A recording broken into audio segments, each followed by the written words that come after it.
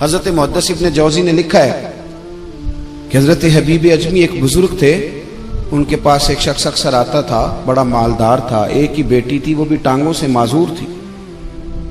تو آپ اکثر اس کو کہتے کہ تو توبہ کر، اللہ کی بارگاہ میں رجوع کر۔ ایک وقت ایسا آتا ہے کہ پھر انسان کا جب کوئی اپنا نہیں رہتا پھر اسے مصلی یاد آتا ہے، لیکن اگر مصلی کی عادت بچپن سے پڑ جائے نا تو پھر ذرا آسان ہوتا ہے اللہ سے دل لگانا۔ وہ اکثر آپ اس کو کہتے کہ ٹھیک ہو جائے، ایک ہی تو بیٹی ہے، وہ بھی بیچاری معذور ہے، تو کہاں دولت لے جائے۔ آج کرتا ہوں، ہم تاریخیں دیتے رہتے ہیں نا اللہ تعالیٰ کو معاذ اللہ کہ رمضان سے میں نے نیک ہو جانا ہے، عمرہ کر کے آؤں گا تو پھر میں پکا نمازی ہوں۔ خدا کے بندو، کس نے تجھے بتایا ہے کہ رمضان تک تو زندہ رہے گا؟ کس نے خبر کی کہ عمرہ کرنے تک تو بچے گا؟ حضرت حبیب اجمی اس کو کہتے تو کہتا بڑی جلدی ٹھیک ہو جاؤں گا۔ ایک دن سویرے سویرے توبہ کرنے آ گیا۔ آپ نے فرمایا کیا ہوا؟ تو کہنے لگا حضرت جی کل ایک 15 سال کا نوجوان ملا ہے اور مجھے توبہ کرا گیا۔ مزہ ہی اس عمر میں اللہ اللہ کرنے کا، نبی کریم سے محبت بھی کرنی ہو تو یہی عمر ہے۔ عشق لگا سی کھیڈاں کھیڈ دی نوں تے پھر مینوں کھیڈاں بھول گئیاں، کجل پایا سی میں یار دے ویکھنے نوں، پھر او دی یاد وچ روندیاں ہی ڈل گئیاں۔ حیدر شاہ اس گلی کدے نہ رولدی پر ہن تے رول گئیاں۔ جن لوگوں نے ابو جال کو قتل کیا تھا ان کی عمریں بھی 15 سال تھی۔ ہم تو بڑے ہی نہیں نہ ہوتے ساری زندگی، نہ ہمیں کو بڑا ہونے دیتا ہے، ہم بڑے ہی نہیں ہوتے، یہی تو عمر ہے کچھ کر گزرنے کی۔ 15 سال کا نوجوان توبہ کرا گیا تو حضرت حبیب اجمی کہنے لگے وہ کیسے؟ کہنے لگا حضرت جی میں کل منڈی گیا تھا، مجھے کچھ سامان خریدنا تھا، تو بغداد کے بازار سے میں نے مچھلی خرید لی 10 کلو، باقی بھی سامان تب خود لے جا نہیں سکتا تھا۔ تو مزدور آپ کو پتہ ہے بیچارے آج بھی سڑکوں پہ بیٹھے ہیں، تو مزدور بیٹھے تھے تو ان میں ایک نوجوان 14-15 سال کا، چہرے پہ بڑی روشنی۔ میں نے اس کو کہا بیٹے مزدوری کرو گے؟ کہنے لگا حضور مزدوری بھی کرتا ہوں، پڑھائی بھی کرتا ہوں، اور جو اللہ کو منظور ہو اس کی عبادت بھی کرتا ہوں۔ میں نے اسے کہا کہ یہ میرا سامان ہے فلان جگہ پہنچانا، کیا لوگے؟ کہنے لگا 3 دینار مزدوری۔ سودا طے ہو گیا، اس نے سامان اٹھا لیا۔ کہتے ہیں رستے میں ظہر کا وقت ہو گیا، کہنے لگا چچا اگر اجازت دو تو نماز پڑھ لوں۔ 15 سال کا جوان، کہتے میں رکھ کے نا وہاں سامان تو پھٹے پہ بیٹھ گیا، وہ نماز پڑھنے چلا گیا۔ باقی لوگ دیر سے آئے، وہ بچہ جلدی آ گیا۔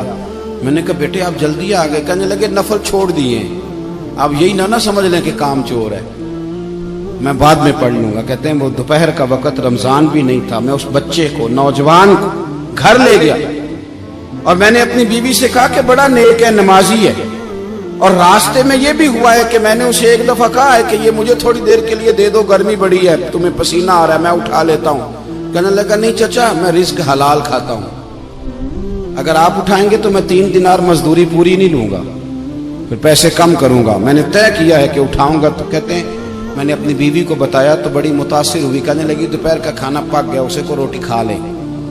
رمضان بھی نہیں تھا، کہتے میں باہر نکلا، اس کو 3 دینار تھمائے، تو میں نے کہا بیٹے ایک بات میری مانو گے؟ کہنے لگا بتائیے۔ میں نے کہا کھانا پکائے کھا لو۔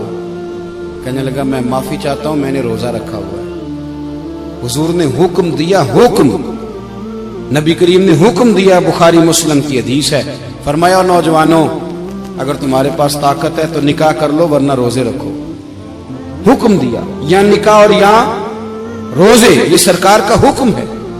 بھائی نفلی روزہ نفس کی قوتوں کو کچلتا ہے، انسان میں نورانیت اور روحانیت لاتا ہے۔ کہتے وہ کہنے لگا میں نے روزہ رکھا ہے، میں اور متاثر ہو گیا۔ میں نے کہا آپ کیا کرو گے؟ کہیں اور جانا ہے؟ کہنے لگا نہیں، میں جس دن 3 دینار کما لیتا ہوں پھر میں مزید لالچ نہیں کرتا، باقی وقت یا قرآن مجید پڑھتا رہتا ہوں یا نبی پاک پہ درود شریف پڑھتا رہتا ہوں۔ آپ بتائیں؟ تو میں نے کہا کہ افطار میرے ساتھ کر لو۔ کہتے ہیں میں اسے مسجد چھوڑ آیا اور خود میں لوٹ آیا۔ افطار کے بعد میں اسے لایا، کھانا کھلایا، عشاء پڑھی، اس کا گھر دور تھا، میں نے ڈرائنگ روم کھول دیا، بیٹھک کھول دی، وہیں وہ سو گیا۔ میری 20 سال کی معذور بچی کبھی چل نہیں سکتی تھی، کوئی طبیب کوئی حکیم میں نے چھوڑا نہیں تھا اس کو دکھایا نہ ہو۔ ایک ہی بیٹی، وہ بھی معذور پیدائشی، اس کے کمرے میں گئے، میاں بیوی اسے کھانا کھلا اور بتایا بیٹے ایک نوجوان ہے، بڑا نیک ہے، ہمارے گھر میں آج بڑا پرہیزگار۔ پتہ ہے حضور نے کیا فرمایا؟